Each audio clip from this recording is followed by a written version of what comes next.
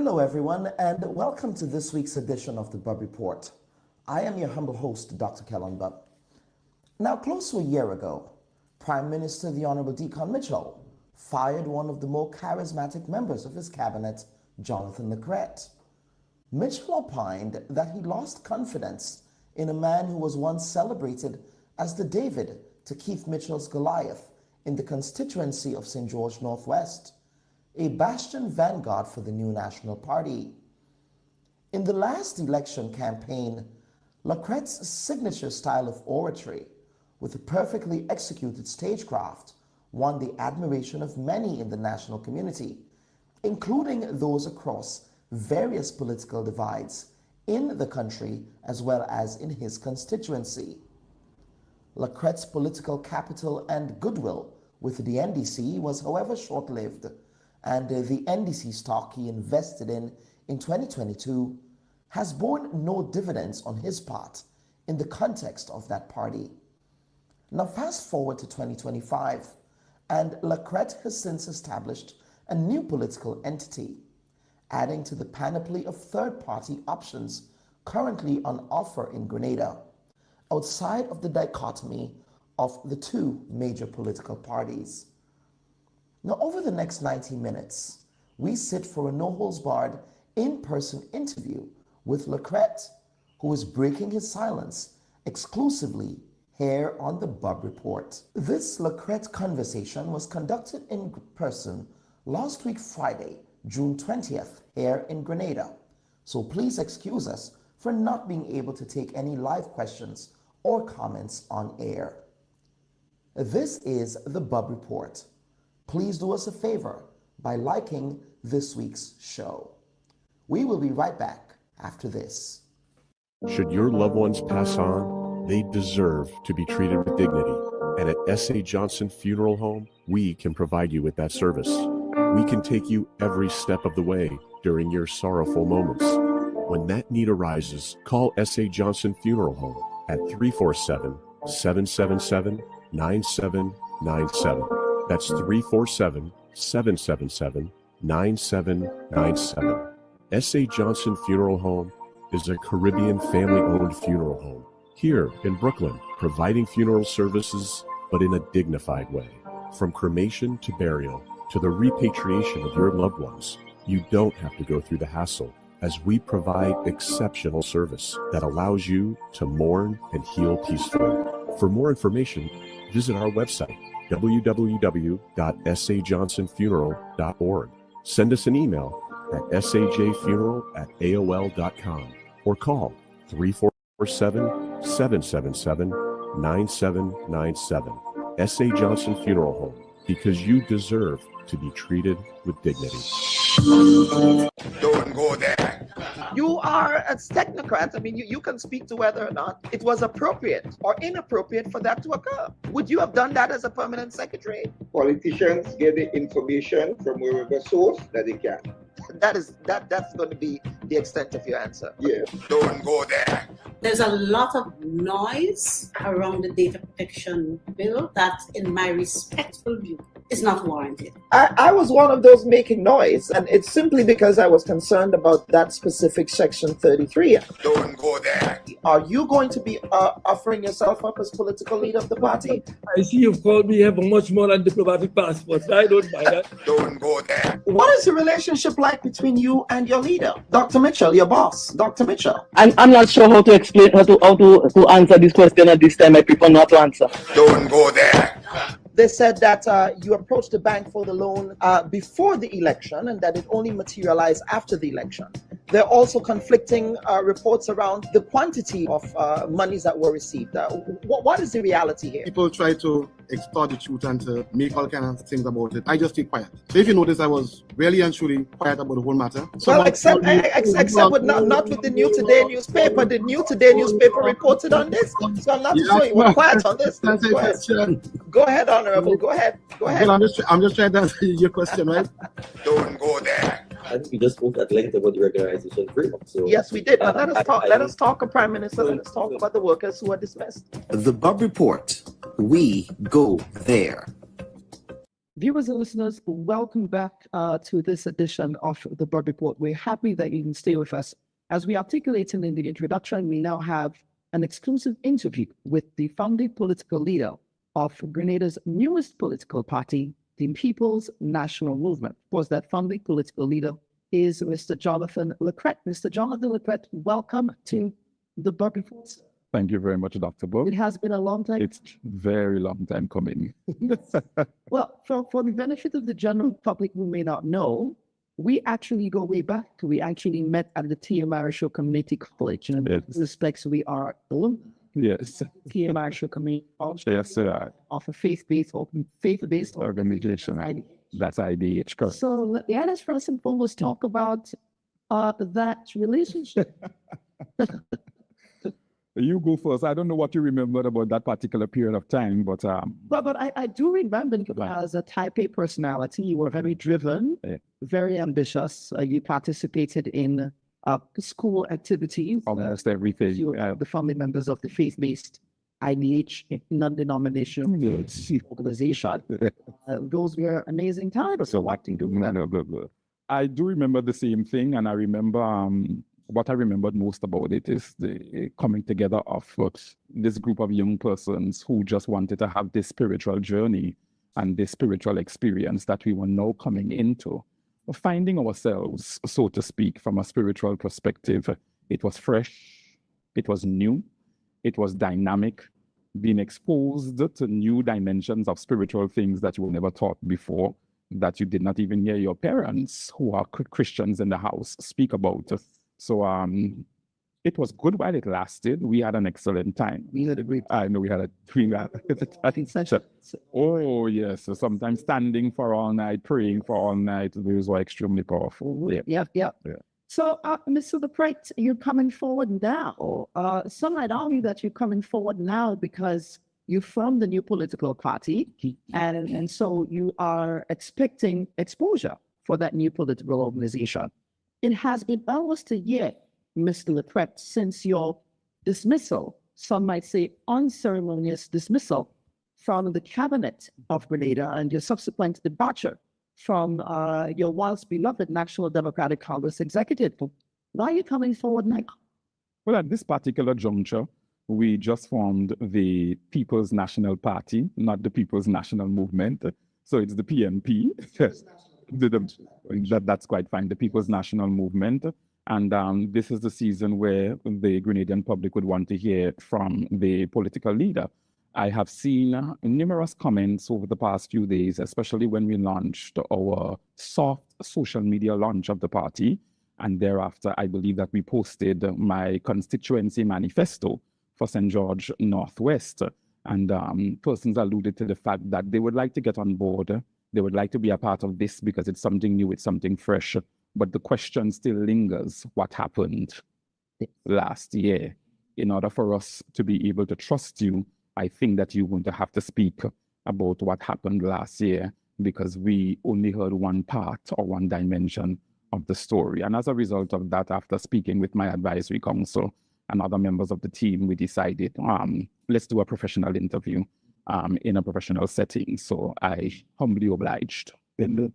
So, Mr. Lacrete, the current political environment in Grenada is such that historically there has never been an appetite for third-party candidates. I can't recall a time when an independent candidate ever won an election on their own. It was always a case where candidates... Elvin Nimrod. Elvin Nimrod. Subsumed into the two major parties. Correct. So they go up on their own in the case of David. Now we're seeing in the town of St. George. What makes you think that in the dichotomy of politics in Grenada, where you have the new National Party and the National Democratic Congress, that there would be an appetite for a third party? In addition to that, we also have the nascent V movement that is being carried and shepherded by the Honorable Peter David, as well as Hope for Change, Grenada, Caribbean, Petit Marquis. How, therefore, are you going to fit within that dynamic? Well, my path is totally different to the path of the Honourable Member for the town of St. George and the young lady who is championing her cause with Hope for Change. I believe our paths are different. And as a result of that, with the difference in path, they know what is it that they are going to be offering the Grenadian people through their political organization. However, the People's National Party was born out of a need and a desire for national renewal, I should say, in context, revitalizing our values, our country's values, revitalizing, I should say, our institutions, and revitalizing our socio-economic fabric so that we can have a more cohesive and aligned Grenada. So that is really the crux or the substratum as to how the PNP was formed and built. Apart from that, I am not finished with my political service to the nation. Granted, it was cut short. And as it relates to the policy level of the country, I feel as though that I still have quite a lot more to offer the nation from a spiritual context and from also a political perspective. And as a result of that, I did not desire to continue doing so with the two, I'm going to use your word, political juggernauts that we currently have and have had for the greater part of 38 and 40 years, respectively. And as a result of that, I decided that I am going to form my own political machinery and offer myself to the Grenadian people thereafter. How do you intend to win hearts and minds? As I articulated earlier, Grenadians are within the dichotomy of the two-party system, which is deeply entrenched.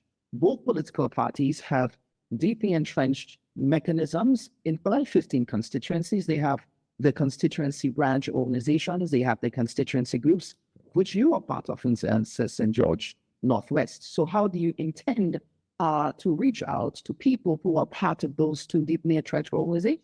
Well, as I just... Your own, is there, are you suggesting that perhaps there is a demographic of Grenadians who are disaffected by those two parties, that you see an appetite for a third? There is a percentage of the population that is, or the electorate, that is moving away from the political systems that we currently have now in Grenada.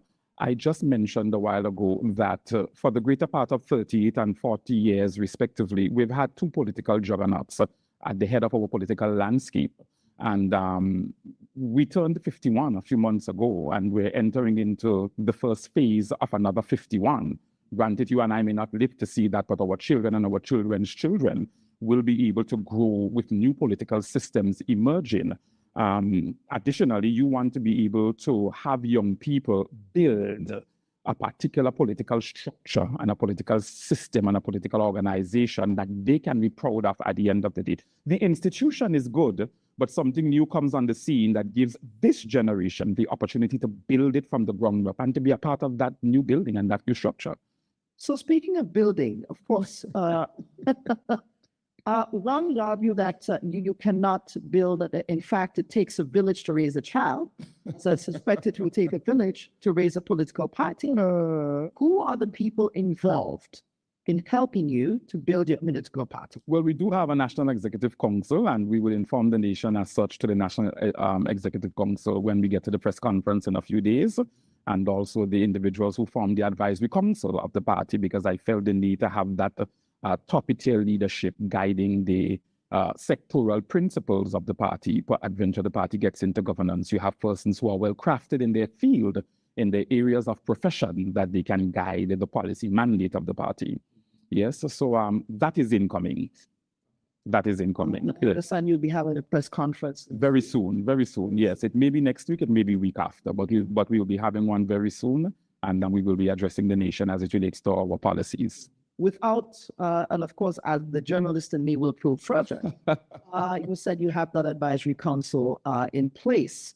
Can you indicate or give us some hints with respect to who might be part of that advisory council? Well, it's on our website, www.pnpgrenada.com, but you have Dr. Camille Rutherford. She's an associate professor at Brock University, I believe, Canada. You also have Dr. Donry Purcell. He is an epidemiologist by profession. I'm based in Miami, Florida. You also have Ms. Marsha Klein. She is an international fundraising specialist and philanthropist out of Canada as well. And you also have Mr. Wendell Fedrick. He is an entrepreneur, serial entrepreneur, with numerous businesses in Miami, as well as a subsidiary branch in Grenada called Scott's Medicals. You also have Ed Brown. He is a public service specialist or a public administration specialist. So he's on board, all of whom I've met over the span of my professional career at some point or the other. You have Mitch Fine out of Silicon Valley in California. I met Mitch a couple of years ago when I started my political career back in 2020. And we became very good friends. And he is a political strategist. He has worked in the campaign for many governors in the US. And in fact, he's a financial raising specialist. That's what he does. He raises finances for campaigns. So I called him up and I said to him, you know what, this is what I intend to do. This is where my heart is, because I'm not finished with my public service. And as a result of that, I would like you to be on board. So I think the advisory council is about 7 persons. It was very diaspora heavy. Indigenous Grenadian resident Grenadian. Yes, well, that's why it's called advisory council. So the Grenadians make up the national executive council of the party, because they must be seen doing the work of the party on the ground in the various constituencies.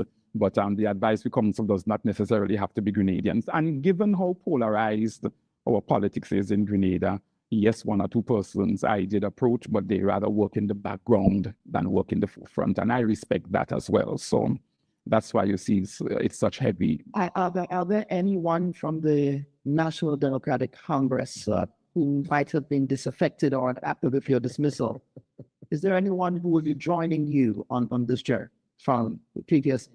Kellon, what a question. No one has no one has come forward at this particular point in time. No one has come forward. Okay, not even in your constituency. Not even in my constituency. One of the concerns, well, I wouldn't say a concern, but one of the prevailing debates in the current zeitgeist in Grenada has to do with campaign finance reforms for political parties. There are some who are saying that we obviously do not have any campaign finance reform legislation in place. And as a result, the accountability measures for determining who funds what. In other words, who pays the piper? Are they going to be calling tune? What are your thoughts on campaign finance reform in the context of what you're attempting to do with your political organization? Well, if we want to have some measure of accountability and transparency as it relates to the summative amount that is given by private sector organizations, NGOs, or just individuals who believe in the values that the party is bringing forward to the Grenadian public, or to any public for that matter, I am sure that collectively parliamentarians who are a part of various political organizations can decide whether or not we want to legislate that into law or whether we want to leave it as it is, because it has been like that for decades and hasn't been touched. Only recently, I believe, I've been hearing the dialogue concerning reforms where these financial donations are concerned. But I believe it's a collective decision, and if we get to that, then so be it. Let the will of the people be heard.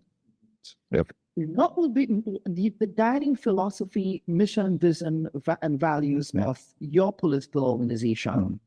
How does it stand in stark contrast to what is currently on offer in Grenada? Right. Of course, for example, Mr. David with the movement, he's offering a very compelling alternate vision outside of the scope of the 2 parties. But outside of what Mr. David is offering, outside of what the 2 main parties are offering, how does your vision, mission, and values stand in stark contrast to very compelling visions of what they want to see? Well, the vision of the People's National Party is a healthy democracy for a sustainable and resilient Grenada. And I mentioned previously that the PNP was formed, shaped, birthed out of a need and a desire for revitalizing our values, our country's values, for revitalizing our institutions, and also revitalizing our socio-economic fabric, so that we can come to a place where we have a more cohesive and a more structured Grenada governance structure and pattern that we can follow. Yes, and I believe with the inclusive pattern that we have, as it relates to being extremely people-centered, it stands in stark contrast to the to other political organizations and what they are offering. Building a machinery for a general election, of course, political parties in the main, and that is, of course, just one of their fiduciary responsibilities, is to compete and win elections, but also, depending on the outcomes of the election, to govern and to serve at the national level. And how are you preparing yourself for the eventual outcome, the eventual plan of an election, and whatever outcomes that would result from that? Well, we are in the preparation stage, and that is why we have the financial specialists on board, like Mitch Fine and Marsha Klein, the international philanthropists and fundraising specialists, etc. That is why they are on board. So they are currently negotiating with organizations outside the realm of our local politics here to see how we can garner financial support for the effective operations of the political organization per adventure an election is called. And even if we do not succeed at the polls, thereafter continuing the political work as a political organization so that we can be a viable option in the next political season. So the preparations are there, the strategy meetings are taking place, and they are definitely making some headway. Well, we can tell this watching. I know that you will. You as a listeners, this is the Bubb Report. We have now, of course, we're joined by Mr. Jonathan Lacrete. Of course, he was the former Minister of Health, as well as former Minister of Youth and Sport with the Crette NDC administration. We will be back for the second part of this conversation, so please stand by for that. Should your loved ones pass on, they deserve to be treated with dignity. And at S.A. Johnson Funeral Home, we can provide you with that service. We can take you every step of the way during your sorrowful moments. When that need arises, call S.A. Johnson Funeral Home at 347-777-9797. That's 347-777-9797. S.A. Johnson Funeral Home is a Caribbean family-owned funeral home here in Brooklyn, providing funeral services, but in a dignified way.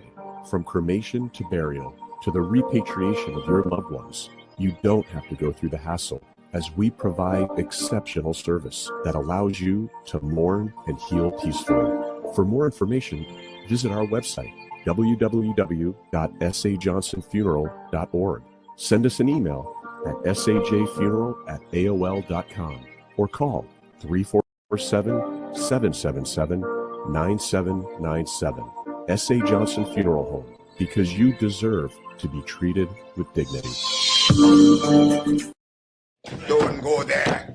You are a technocrat. I mean, you can speak to whether or not it was appropriate or inappropriate for that to occur. Would you have done that as a permanent secretary? Politicians get the information from wherever source that they can. That's going to be the extent of your answer. Yeah. Don't go there. There's a lot of noise around the data protection bill that, in my respectful view, is not warranted. I was one of those making noise, and it's simply because I was concerned about that specific section 33. Don't go there. Are you going to be offering yourself up as political leader of the party?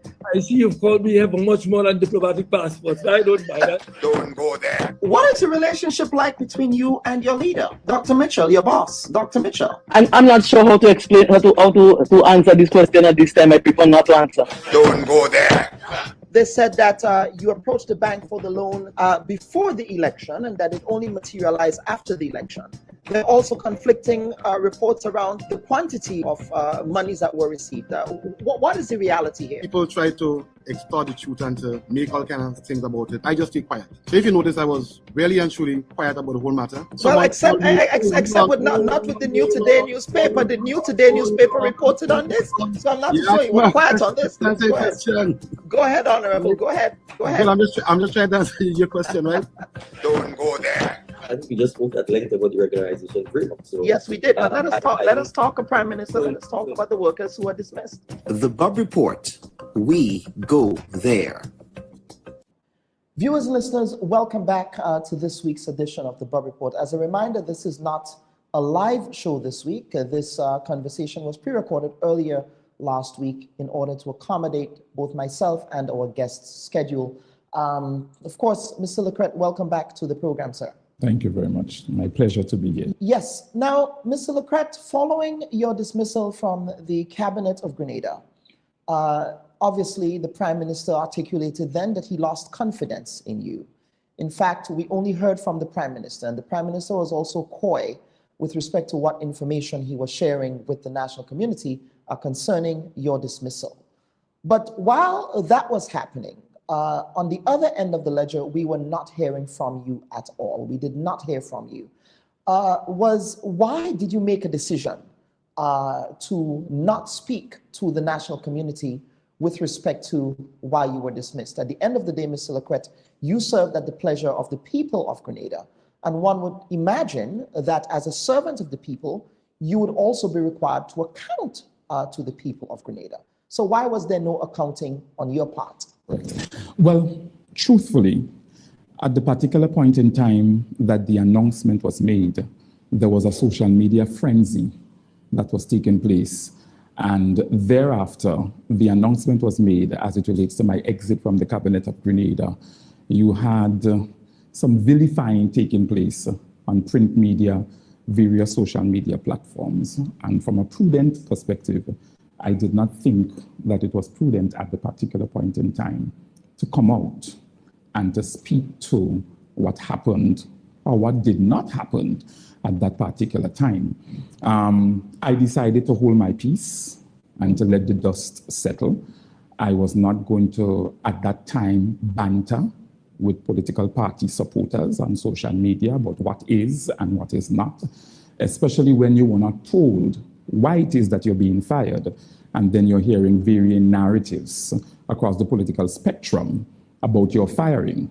So, with all that confusion taking place, I decided to recline and to do some deep reflection and some deep concentration as it relates to where I have been placed because of the announcement, politically and personally, and sooner rather than later, I will definitely speak to the Grenadian people because I am aware of the fact that they are the ones that are responsible for the party being in governance and leadership of the country at the particular point in time when we came in June of 2022. Mm-hmm. Now, in that press conference, when the Prime Minister announced your dismissal, he articulated that he lost confidence in you. But you're saying now that the Prime Minister did not give you a specific set of justifications as to why he lost confidence in you. But I'm sure there were conversations leading up to that moment, perhaps that you can speak to. Not that I remember at all. In fact, I walked into the cabinet on the 31st of July, 2024. And if my memory serves me correctly, cabinet started at 10 o'clock that morning. And the Prime Minister, as per usual, walked out of his office and greeted the cabinet of ministers. And we reciprocated with a good morning and sat. And he informed that the cabinet meeting this morning is about Minister Lacrete, and that as of 8 o'clock, the very said morning, he instructed the Governor General to revoke both my senatorial and ministerial appointments, and that I may now leave the cabinet. Before he began his discourse, he did mention that it was with a heavy heart that he had to make that announcement this morning before my cabinet colleagues and also members of the National Executive Council of the party that were present online. Oh, virtually? Virtually. Yes, I picked up my laptop. I placed it inside my bag while I was thanking him for the opportunity to serve in the cabinet of Grenada and also in the Parliament of Grenada. And I also thanked my former colleagues for the opportunity to be able to serve with them, that it was a wonderful 2-year journey that I will not trade for anything, serving at the policy level of the nation.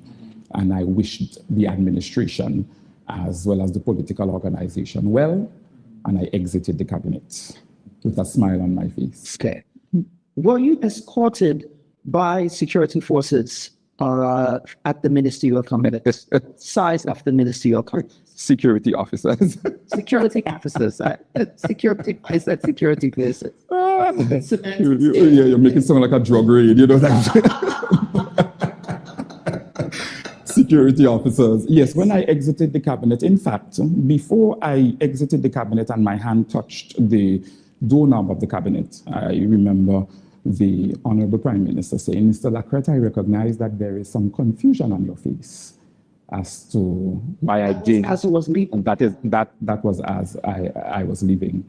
I recognize that there is some confusion on your face as to why I did what I did this morning. If you would like an explanation, you can set an appointment with my administrative assistant, executive secretary, and that's Ms. Leslie, and we can meet after the cabinet today if you are available. I said to him, thank you very much, Prime Minister, for the accommodation. And when I exited the cabinet, I recognized that two officers were sitting outside of the cabinet. Actually, they were sitting on the couch. I greeted them, and while I walked out of the second door and headed towards the elevator, I recognized that the elevator went down to the first floor, and I decided I was not going to wait. So while standing in front of the elevator, they came on either side of me, one on the left, one on the right, and I motioned to them to ask them if everything is okay. And they said, oh, yes, Minister, all is well. We were just instructed to escort you. Well, yes,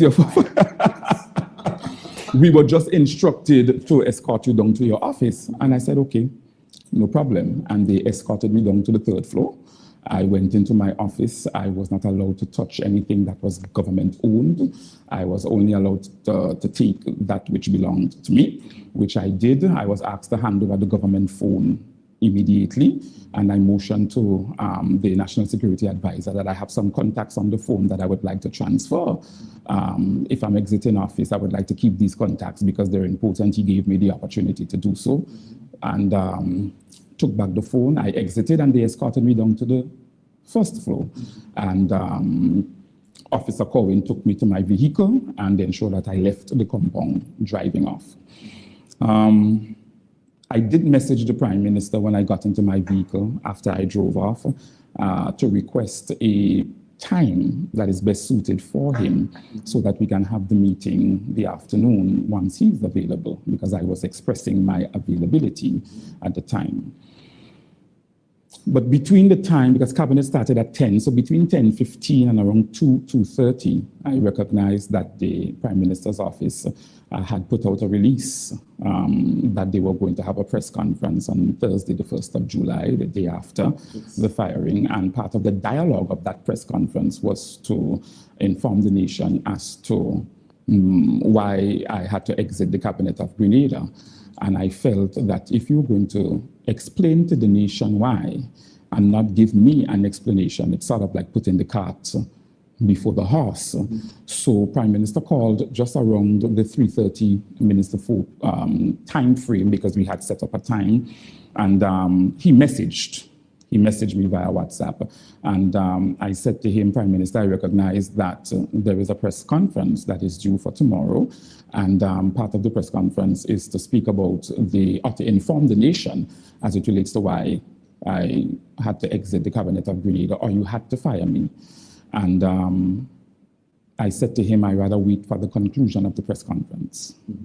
Yes, I believe it was my right to do so at that particular point in time. And then he said to me, no, he really wants to be able to speak before the press conference.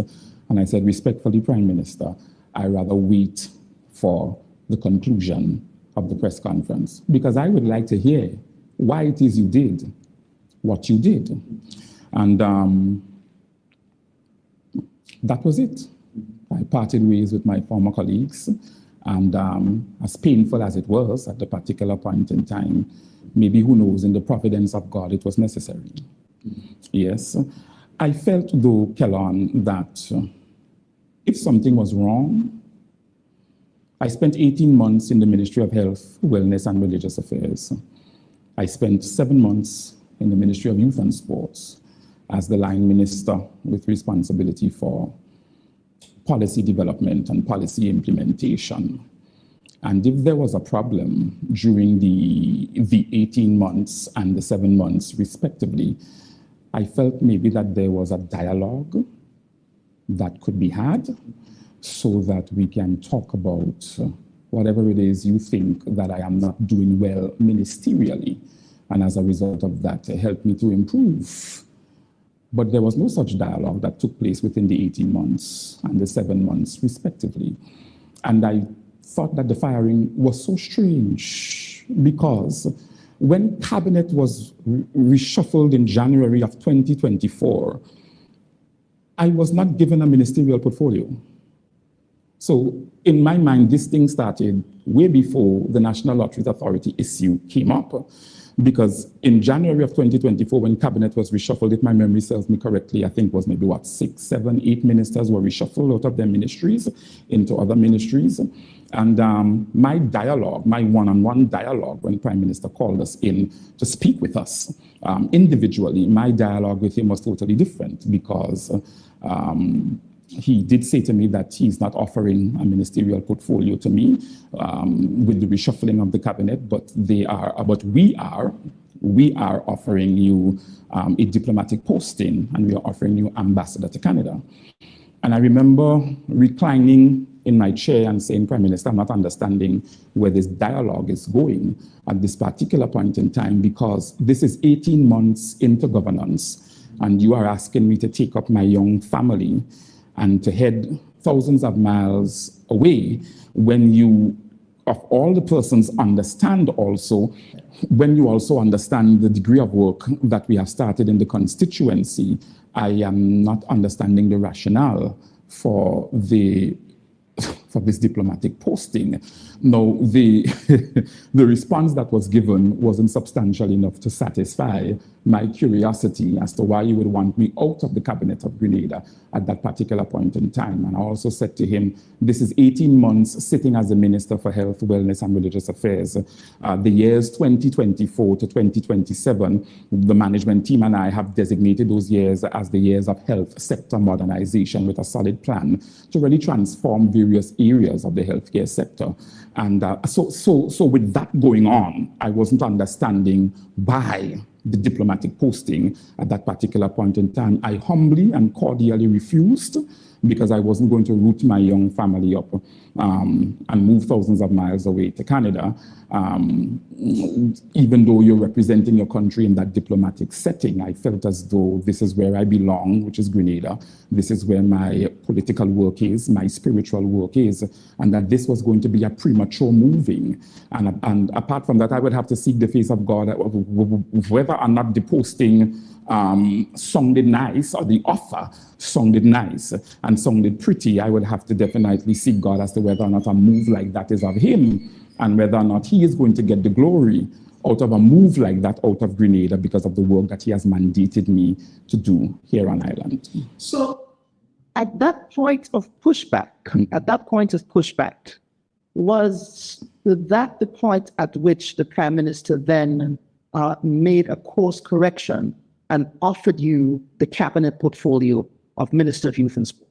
No, well, I said to him that I don't know if there are any other portfolios that are vacant after you have reshuffled, if there's anything that's vacant, or you can put me elsewhere, etc. And I said, I know that I was speaking with him about the Ministry of Youth and Sports, and I also spoke with him about the Ministry of Climate Resilience, renewable energy. And he said, you know what? The three of us are on the table. You have 24 hours. You can go home and you can think about them. And you can let me know within 24 hours so that I can inform the Governor General. You can let me know within 24 hours which one you think that you are going to be best suited in. So I went home and did what I would always do. I prayed about it, and I chose the Ministry of Youth and Sports. I chose the Ministry of Youth and Sports. But it was, as you articulated, was not an initial. No, it was not. No, the offer was ambassador to Canada. But of course, one might argue that you serve at the pleasure of the Prime Minister. The Prime Minister can determine if he wants you in the cabinet or not. Certainly, the Prime Minister can also determine whether or not he wants to send you to a diplomatic posting in Canada.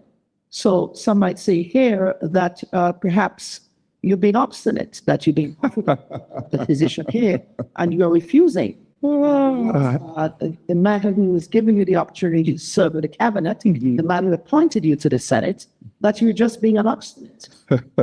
Wait, but the person you are offering the diplomatic posting to is not a piece of metal. Is also an individual who has built a family and a life around whatever it is that he is doing in Grenada. And as a result of that, you have to take into consideration that the person is going to have to definitely root his life up and move. Apart from that, my life, Dr. Bubb, is in the hand of God. And if the move was not of God, I respectfully decline. I was not going to move. I'm sorry. Here. Now, let us talk about your stewardship in that Ministry of Youth and Sports.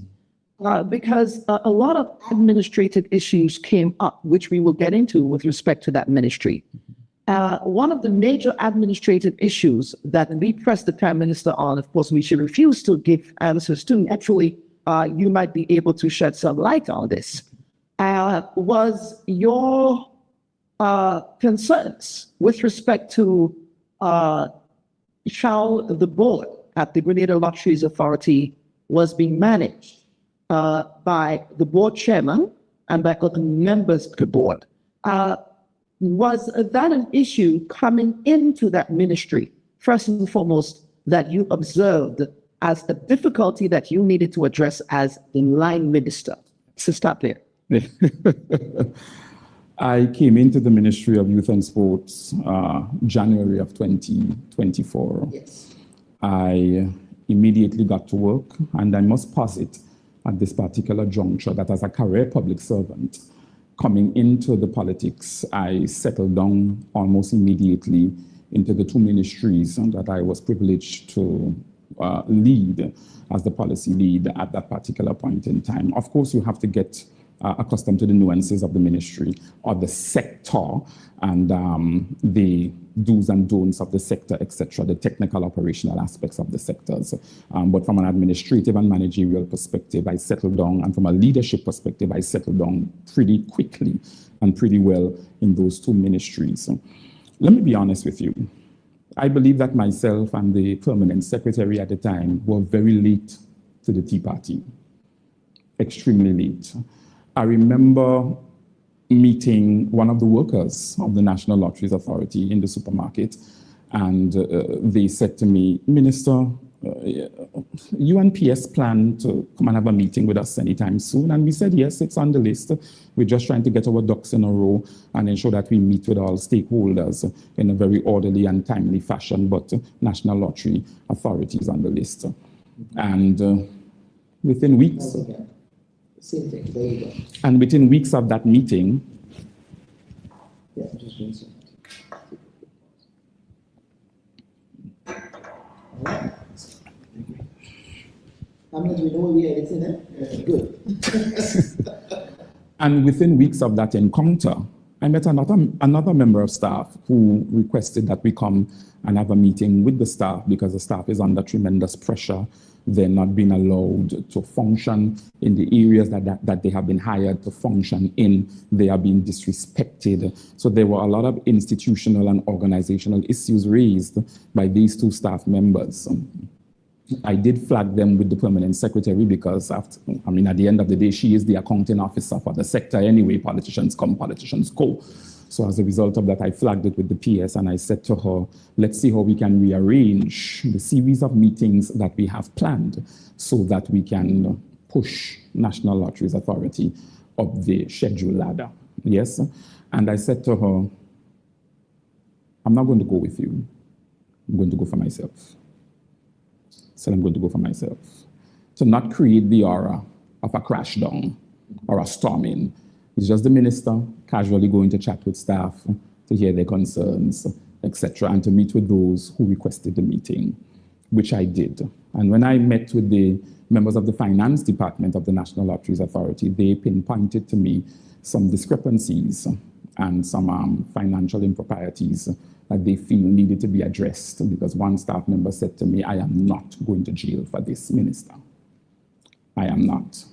As somebody who has worked in finance for a number of years, this should not be happening, and I am not going to jail for this. And as a result of that, I decided to ask for the financials for a particular period, and in screening through the financials, I found some financial improprieties, and I went straight to the permanent secretary and I said, PS, we need to deal with this in a very systematic and a very diplomatic manner.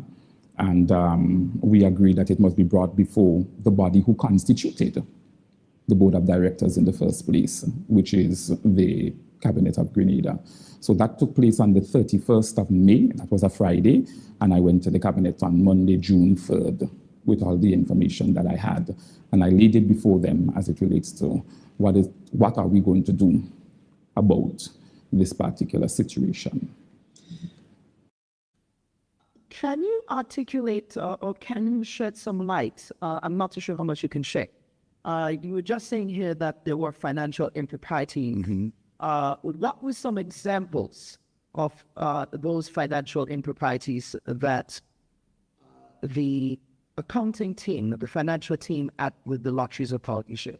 There were large sums of money being paid to a particular organization. And that particular organization was receiving those sums of money for the procurement to investigate the matter. Him and the learned Attorney General, and he insisted. I trusted that the Prime Minister was going to investigate the matter and get back to me with feedback as it relates to their findings. But that did not happen. And weeks passed, and I remember sending 2 very cordial emails to the Prime Minister, just reminding him that we said that we were going to have a sit-down meeting with the Board of Directors of the National Lotteries Authority to ascertain whether or not they are in the know as to what is happening as it relates to my findings. And the questions that I have re the building out of these skills training centers. I am still waiting for a response from these 2 emails. Beryl came first week of July, and that was indeed an opportunity to forget that something was happening at the National Lotteries Authority that needed to be addressed. Yes? And I allowed them the space to be able to take care of Carriacou and Petit Martinique, and also to look after our residents in St. Patrick as well as St. Andrew. And around the 3rd week of July, I did motion to the Prime Minister after a cabinet meeting that I would like to just have a brief chat with him, and he obliged. And we spoke, and I said, Prime Minister, is there going to be a time? I know that, we've gone to Carriacou, we've done assessments, etc. And we're now in the recovery and resilience stage in terms of putting preparations in place for recovery and resilience of Carriacou. Is there a time that we are going to be able to address the issue that I raised re the National Lotteries Authority? I do not know if the Honorable Prime Minister felt that I was prying too much, or maybe he felt that this guy is not letting up on this thing. I can't say. Yes, all I know is I walked into the cabinet on the 31st of July, my appointments were revoked, and I was relieved of my duties. I left with my dignity, and I left with my head held high. Kellon, you must have known that coming to the nation and using these 2 unmeasurable terms, trust and confidence, was going to affect my employability thereafter, that it was going to affect my family thereafter, that it was going to affect practically everything that I've built over the years as somebody who worked in the public service, worked in the private sector, and also led a ministry, spiritual ministry, for the greater part of 9 years, that the person's character, integrity, values will be called into question. And in retrospect, sometimes you sit down and you look back and you wonder, was the objective political calculus? Was it internal party maneuvering? What was it? Because a minister was relieved of his duties way before I was. He was afforded the opportunity of a sit-down, of a dialogue, a conversation. The Prime Minister, along with the Minister, came to the media, and they spoke about his exit from cabinet, and as to why he's exiting cabinet at this particular point in time, which is to further his studies. Why wasn't I afforded that opportunity. Even if you felt that you came into information that one of your cabinet ministers is divulging data from the cabinet of Grenada or from government, and that the quality of that data has the ability to compromise the governance and leadership structure of the organization, where is the conversation? Where was the dialogue to say, Jonathan, Laku, Lucky, whatever you want to say, this is the information I've come into. I'm giving you an opportunity to defend or not to defend the information. And I'll close by saying this. Even in a court of law, the defendant, based on the advice of his lawyer, is given an opportunity to speak in his own defense. And I'm saying to myself, it came across as an execution-style exit at the particular point in time, because I felt, as somebody who is astute and intelligent, understand the terrain of law, etc., that you had 101 ways, Dr. Bubb, 101 ways Sir could have dealt with that particular situation.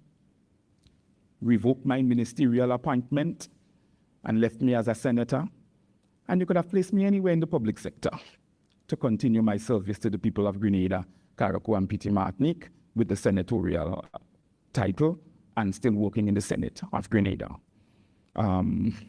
You could have placed me on a board or two so that I do not lose the financial package that I was receiving at the time. You know that I have a mortgage. You know that I have vehicular payments at the end of the month and other financial facilities with financial organizations. And I sat for the past 11 months trying to decipher in my mind, because my wife was 5.5, 6 months pregnant at the time of my firing, and she had to be hospitalized because her pressure went to the roof. And I almost lost both of them. But the spiritual attack did not kill us. It did not wipe us out.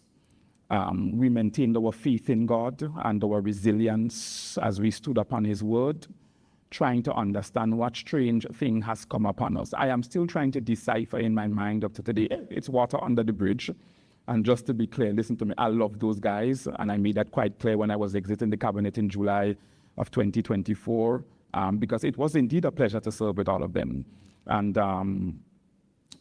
there's no remorse, there's no bitterness, there's no hatred. This is just me reliving and retelling the story from a better place after almost a year. Yeah, I did wish them all the best in their governance, both party and government, and I mean it from the bottom of my heart. I wish them all the best. I love them. It was a pleasure serving and working with them, but I've moved on because we have parted ways.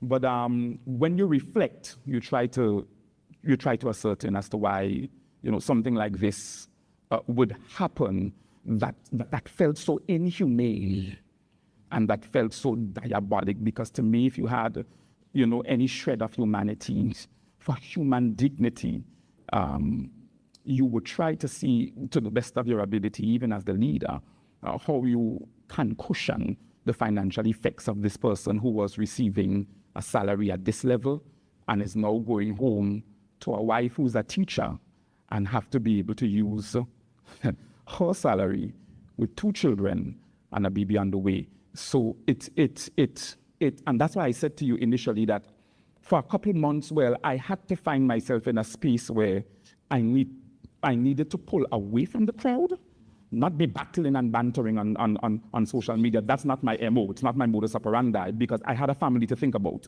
And to add insult to injury and to go out on social media and to say things and to spew vile and to be bitter about it, that was just not going to do good for the Grenadian public, 1. It was not going to do good for our politics, 2. And as a result of that, there is a generation that's watching. And I was not going to allow my standard to be lowered to that level where I am on social media bickering and bantering and spewing vile and hate, etc. It's not my modus operandi, and it would not be Christ-like and Christian of me to do so because my Christianity will be called into question. Well, it was anyway, because I was a snitch and a traitor. Yes, and I...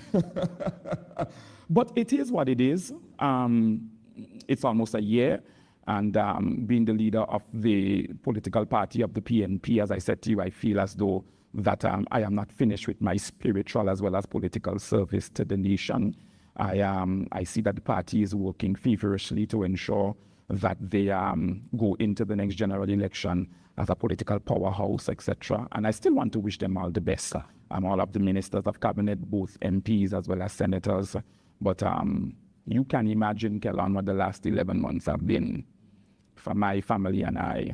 And I have family members who have not spoken to me since they just walked away, because I believe they felt as though that I brought some degree of disrepute to the family name that is held in high regard in the River Road, Tongue of St. George area for years. I have friends that walked away, not even a single word. And some people may even argue that, well, they were not friends in the first place, they had to walk away. But I believe they couldn't deal with the shame. Yet being so close to me as a friend, they couldn't deal with the embarrassment and they couldn't deal with the shame because there was a run over or a spill off on them as well. Knowing that they are good friends with Jonathan Lacrete, the Minister for Youth and Sports. So it set in motion a kind of domino effect of events in my life that kind of spiraled out of control. And being the person that I am, I work very well in chaos. So as a result of that, I had to stand firm, pull myself together, and also pull, after a while, all the moving parts that were just circulating around me and say, hey, no, it's time to stop. Mm-hmm. Now, all the tea leaves during leading up to your dismissal from the cabinet in Grenada has to do with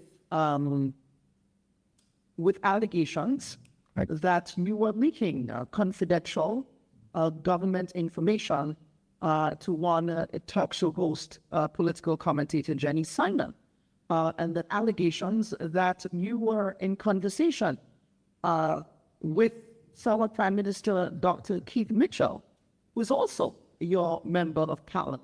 Oh, yes, he is. Yes.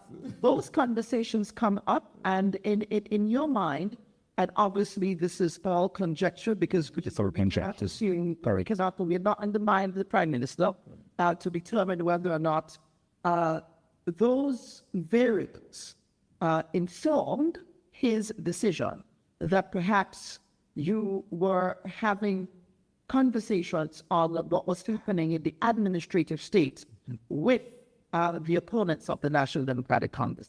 Can you speak to that, sir? Well, let's start with Sister Jenny Simon first and foremost. Listen to me. I've only seen Sister Simon, I think, traversing the streets of Grenada. You may just say a casual hello, whatever the case may be, because even though I was not in politics at the time, you knew that she was a part of the National Democratic Congress and she served with the NDC for quite a period of time.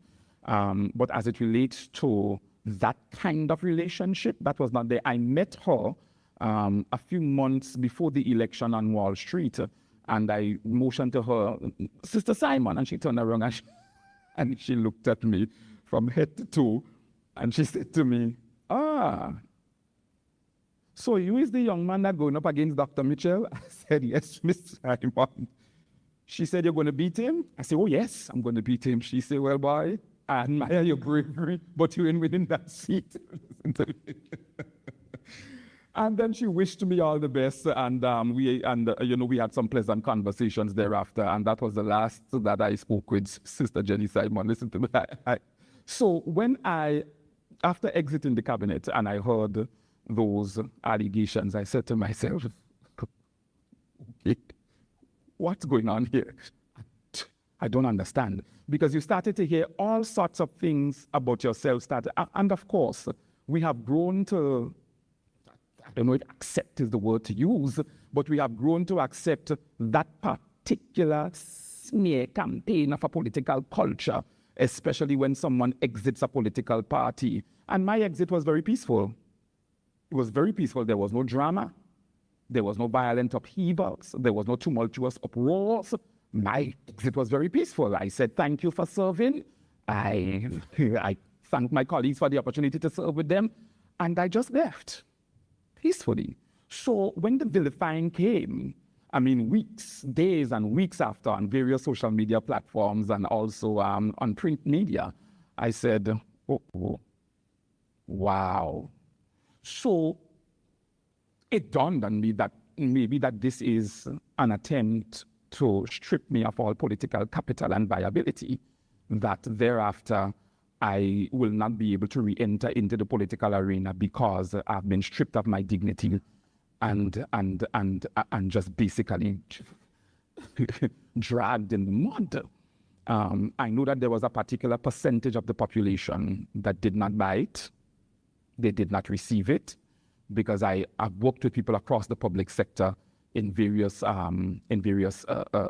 positions. And as a result of that, people know you.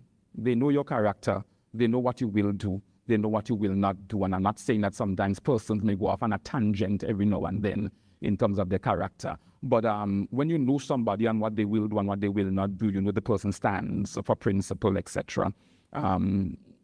You kind of can tell when something is allegations or when something is not true. And as a result of that, persons are just trying to see how best they can really degrade the individual to the lowest so that they do not rise off after that, or any attempt at rising, the person is not successful. Yes, so there were a number of things that came out thereafter that I really did not pay particular attention to. And I decided that hold your peace. Hold your peace. Your flesh may want to react in a particular way, but remember, your children still have to grow up in this world, and social media is not going anywhere anytime soon.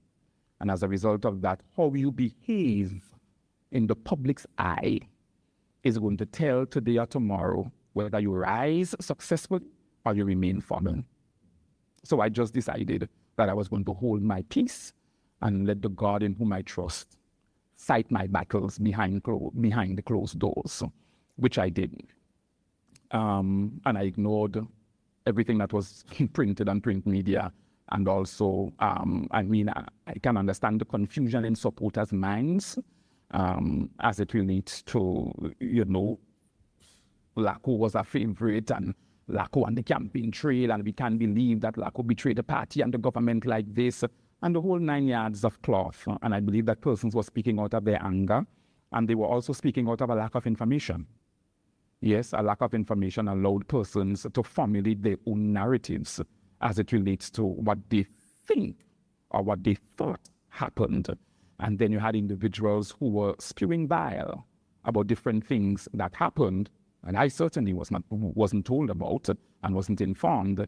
And that just created a whole kaleidoscope of events that I just decided, Jonathan, recline into a peaceful place and let this thing just ride itself out at the end of the day. You will have an opportunity sooner or later to speak about it and to lay the cards on the table. Do you feel as if the party, the National Democratic Congress, as a party machine, attempted to smear you, that this was perhaps organized? I am not going to say so. I really don't know the objective behind it. I just, the Bible says he alone knows, only God alone knows the heart of man. So I really don't know what was the objective behind. And I can't say it's the party, it could be other persons. You understand? But I know that based on some of the information that were released, you can tell that it came from a particular place. Yeah. So in any event, it made me stronger. In any event, it made me wiser. It built character.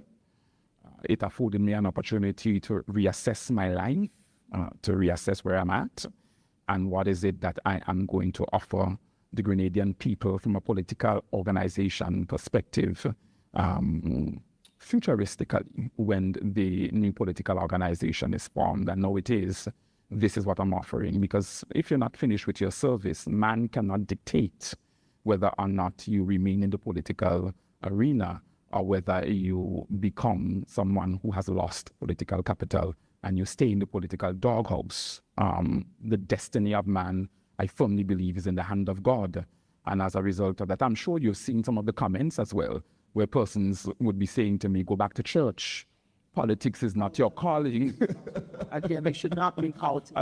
Yeah, and you should not be in politics. As a Christian, as a man of God, somebody who has pastored and is still not pastoring a physical congregation per se, but at least counseling and mentoring and coaching young persons, etc. And I don't know, since when has man become the protagonist of somebody else's life? Though I don't know from whence came the decision of another person to dictate the direction and the trajectory of another person's life.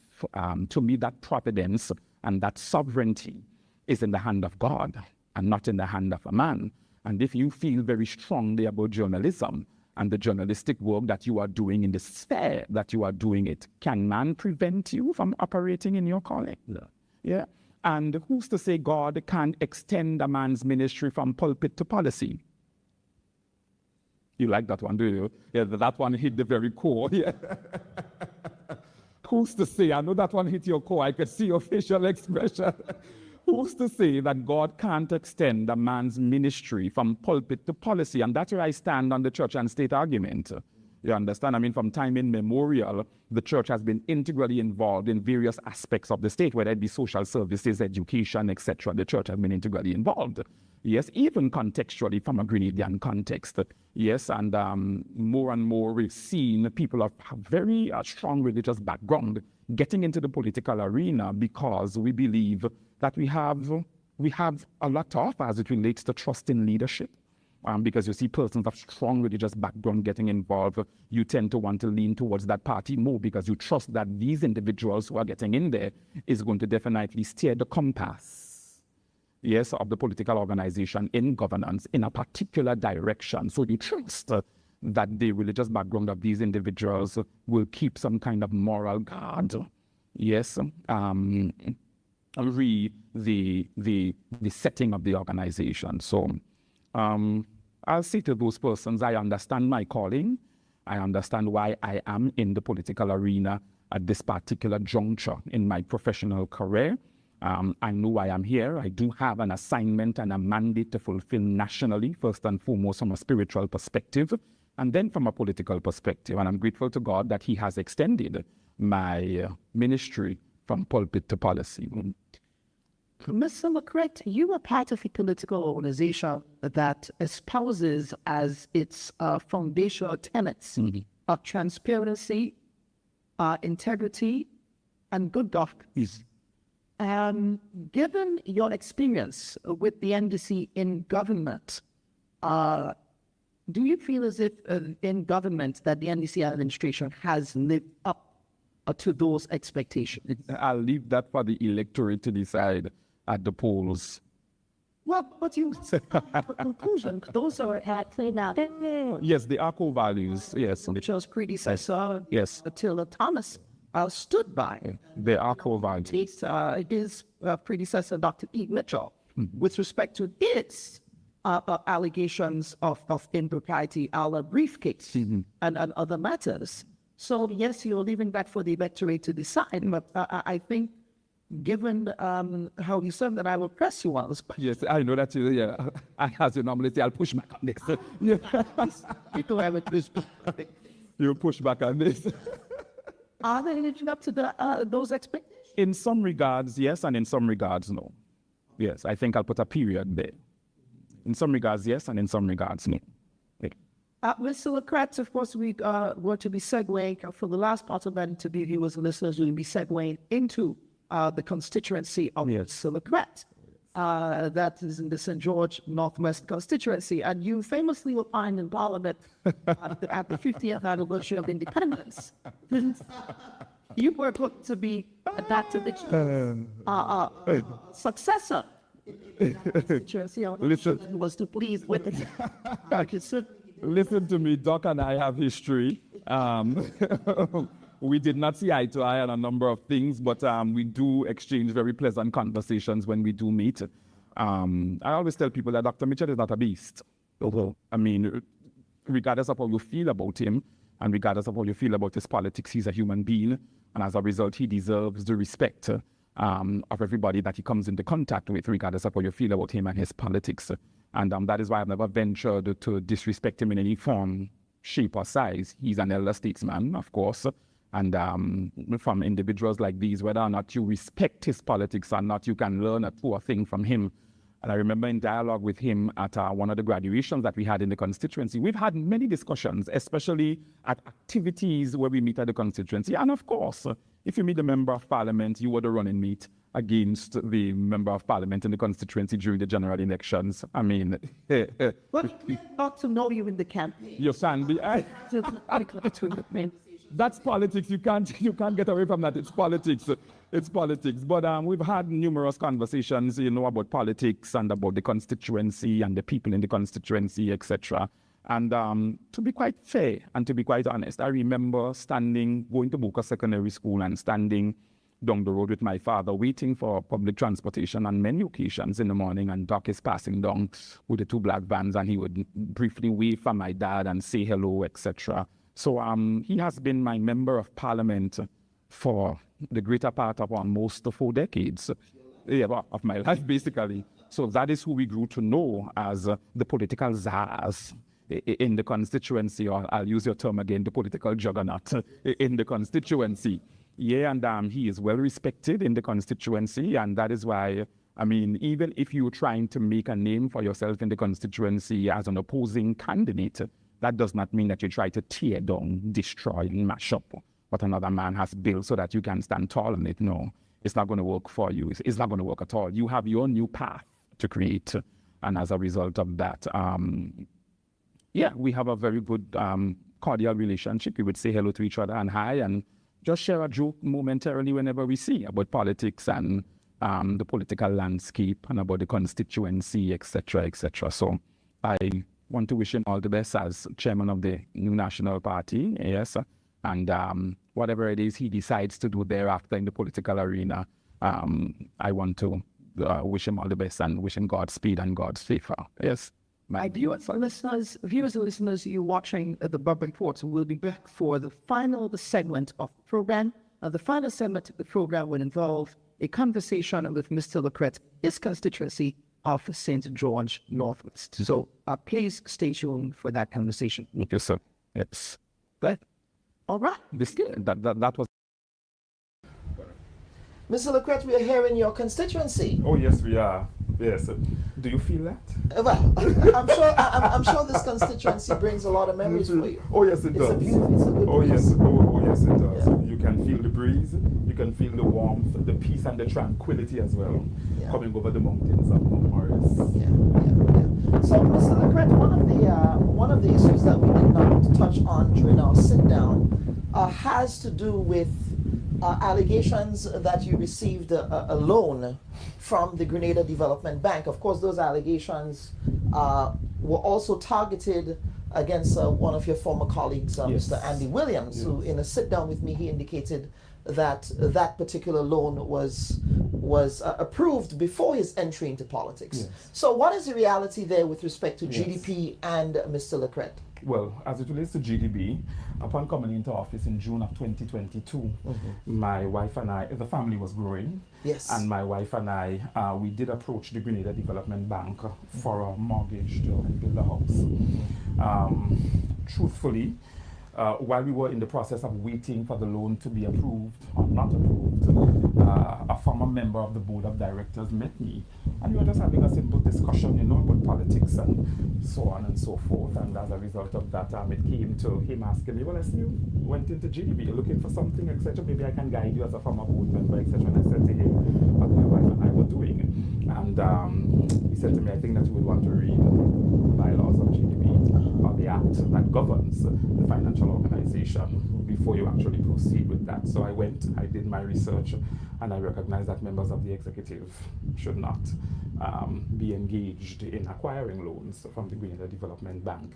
And as a result of that, I went to the officer that we were dealing with, and granted, the move for us was very expedient, simply because we had outgrown the space that we were in as it relates to the apartment we were living in, the children. And as a result of that, I said to my wife, you know what, I don't want this to have any kind of repercussions futuristic that we get in politics, where we eliminate the wait period And we also eliminate any kind of unforeseen circumstances futuristically in the political environment, as a member of the executive, acquiring a loan from the development bank. So that's that. The loan was approved, truthfully, but we never draw down on it. You never drew down on We the never loan. drew down on it. Okay. We left it like that. Right. Yeah. And we Okay. went to another financial institution. Yes. Now, there's also conversation around a particular car that the Prime Minister had to get involved with. First of all, was it a Bentley, a Maserati, a Rolls Royce? And did the Prime Minister really? Ferrari, actually. A Ferrari. Well, did the Prime Minister ever have to get involved in that? No, he didn't. So when I saw that on print media, I was really taken aback, simply because I know that there are individuals within the structure of the cabinet, well, one minister in particular, who knows that that allegation is not true, because the Prime Minister did send him to me to inquire as it relates to what's going on with the vehicle. And I did say to the minister at that particular point in time that everything is under control. I've consolidated what I have with one financial organization with another financial organization, and I should be receiving that consolidated check soon. So that is taken care of. You can report to the Honorable Prime Minister that is taken care of. But I also said to the minister, why did the Prime Minister have to send someone? Exactly my point. So I also said to the minister, I said, why it is that the Prime Minister could not have spoken to me about this for himself, and why it is that he had to use you to come and speak to me about an issue that is so personal to me. And regardless of whether or not you feel that the minister and I are good friends, yes, that does not negate the fact that I did not want you, the one that appointed me in your cabinet. And if you felt an issue came to your table relating to something that's personal to my family and I would want you to call me in and say, Jonathan, this is the situation. I need you to let me know what's going on here to see if we can help, whether from a party perspective or from a personal perspective, etc. That conversation never happened. So when the minister came to me and said to the minister, listen, I really find it very distasteful that you have to be used as a second or third party to, you know, to get this information across to me. And I said I felt as though PM could have spoken to me about this for himself.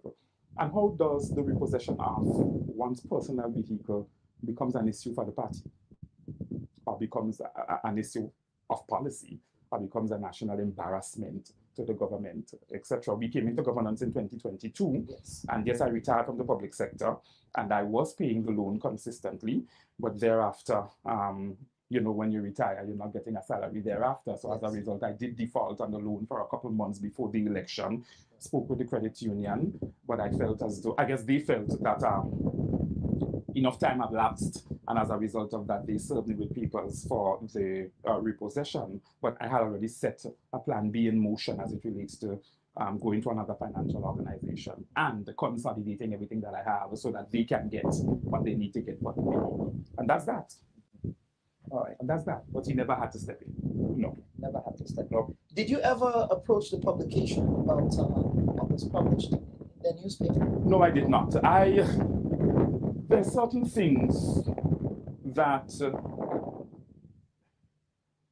you leave it to die a very slow and painful death, especially when you know for yourself that it's not true, and the persons who are around you know that that's not the case, because I know that some people felt that it was the vehicle that I bought when I came into government that is being repossessed. So you heard this narrative about if I knew that I didn't have the means to buy this vehicle, but because the family was growing, I needed bigger space. I needed more space. So I ignored the narrative because I knew it was the vehicle I had since 2016, and it was sort of disheartening to see that that made the newspaper. And I mean, it could only have come from inside the party, because who else knew about it? You understand, but one or two individuals. So I mean, that came and it went, and I just allowed it to just be a fleeting memory. Yeah. The NDC, you started a constituency council governance structure here. Obviously, that constituency council governance structure constituted members of the rank and file of the National Democratic Congress. So where does that leave you now with that legacy that you've left here with the NDC? Do you have to start from the ground up, or have you acquired sufficient political capital that people in the constituency would continue with you within the context of that governance structure, that local government structure that you attempted to set up here? Well, the Council for St. George Northwest for Human and Social Development was comprised of party supporters who wanted to serve at the constituency level and at the council level. So it's just normal supporters within the constituency who may have been a part also of the party branch within the constituency, and even those who are not a part of the party branch. I went to every community and held a community meeting and gave the community the opportunity to choose a very strong community leader or leaders too that they feel would be able to represent them well on the Council for St. George Northwest. I established the structure because whether you are an MP or whether you are a senator, whether you're a caretaker, these constituencies are huge. They stretch far and wide across the terrain of the state, and as a result of that, you can't do it alone. You would need some extra hands and some extra feet to be able to operationalize the political work that you have to do across the constituency. And as a result of that, I recognize from day one, Jonathan, you're not going to be a one-man show with this. There are persons that you're going to need to huddle together so that they can be representatives for you and your face in the constituency. And as a result of that, you want a level of community trust as well amongst community members, with they are the ones leading or being the protagonists of how they feel about individuals representing them at the council level. And as a result of that, each community chose 2 persons that they feel are community champions involved in community work, etc. And the council was made up of 20 individuals with 10 communities throughout St. George Northwest, 2 from every community, and 1 youth representative. And the council worked well for the 2 years. In fact, their tenure was for 2 years. So when I exited at the 2 years in government, their tenure was coming to an end. And as a result of that, we have not been able to reconstitute the Council for St. George Northwest for Human and Social Development. And they had 3 specific mandates. One was poverty reduction, one was community development and empowerment, and the other one was community development. Yeah, and the council worked extremely well. It must be noted that the council was made up of individuals from both sides of the political divide in the constituency, but they understood the mandate and they understood the reason why they were constituted, and they worked very well together. Oh, it was a sight to see, and I was pleased at the time of the election. Yes. Have members of the council telegraphed their intention to support this new initiative, the PNP? Well, I'll leave that up to them at the end of the day. I have not had any serious conversations with any of them thus far. But at the end of the day, people will exercise their constitutional right, and you give them the space to do so. But I think that there are a number of new persons coming on board right now, especially youth throughout the constituency, to get involved in the political work that PNP is going to be doing, because it's a clean slate. Yes, it's a party that's coming with no political rivalry. And as I mentioned before, is based on the foundation of national renewal, revitalizing our values, our institutions, and our socio-economic fabric. Mr. Lacrete, any final comments from you on this very extensive conversation? This has been a very, very freewheeling, no holds barred articulation of the issues. Yes. But of course, as a journalist, we can't really cover everything. No, you can't. We do have limitations. So anything else you wish to add? Well, I want to thank you for the opportunity to have the interview after a year of reflection. Because we have been trying to get you on the Bubb Report for a while. A number of journalists have been trying to get me for a while. Yes. Even my very good friend Kalistra Faria. I know that you and Kalistra is going to have an uphill battle after this interview, because she wanted, I'm sure, to have the interview first and that experience. But it is what it is at the end of the day. Journalists will have their share of interviews as we move forward with our policy mandate as a political organization. But I want to thank you for the opportunity for the interview. I want to wish you all the best in your journalistic endeavors as you continue in that vein. And I love the people of St. George Northwest. I don't even think they understand how much I love them and the sacrifices that I make in order to be able to engage and interact with them on a consistent basis. And as I said, when I was offering myself up to run in the constituency, I got into this because I felt that there was a part of humanitarian politics that was missing from our politics, and thus another reason why the PNP has been formed, because I felt that humanity left our politics a long time ago, and that we really needed to go back to that humanitarian touch in our various constituencies when we meet with the people. I want to thank also the people of St. George Northwest, all those who band themselves together and supported my wife and I for the past 11 months. Listen to me. You can't imagine the tremendous support that I received from this constituency over the past 11 months. It has been phenomenal. And from both sides of the political divide, and even from individuals who don't even have a side, who's just on the fence and they will just exercise their constitutional right. And the persons outside of the constituency who assisted, even when I requested, I want to publicly say thank you to them for stretching their hand of compassion and their hand of mercy, and for assisting us in a time of need. Because I mean, moving from a salary of this to absolutely nothing at all, it places you in a particular financial position. And as a result of that, sometimes you have to put your tail between your legs and ask politely. And eat humble pie. And eat humble pie, yes. Yes, steamed fig and hot water. But nevertheless, you mean even the constituents who called and said, come for a piece of bush yam, yes, you know, that kind of thing, or a hand of fig. We are grateful, and we are grateful to God for sustaining us and for allowing us to stand by faith. And I look forward to this new leg of the journey with the political party that we are constructing. Yeah, and we have constructed and continuing to construct. Mr. Lacrete, thank you for appearing on the Bubb Report. No problem. So the pleasure is, but nice to see you in the Isle of Spice. Yes, that's right. Where everything is nice and we do it twice. That's right. In Jesus Christ. Yeah. Amen. Amen to that. All right, viewers and listeners, this has been another episode of the Bubb Report. We thank all of you for tuning in this week to this exclusive conversation with Mr. Jonathan Lacrete, the founding political leader of the People's National Party. He sat with us for an extensive conversation on his time with the National Democratic Congress, as well as his future plans with respect to his continued service to the national community in Grenada. On behalf of the producers of the Bubb Report, I'm your humble host, Dr. Kellen Bubb, thanking you for watching this week's edition of the program. Take care until next week. Bye-bye. Hi, everyone.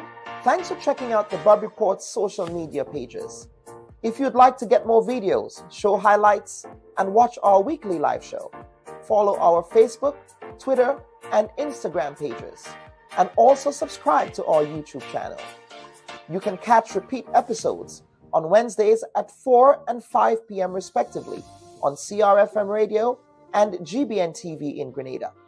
We are also viewed on Sundays at 8 p.m. on WPG 10 throughout the Caribbean. Thanks for watching.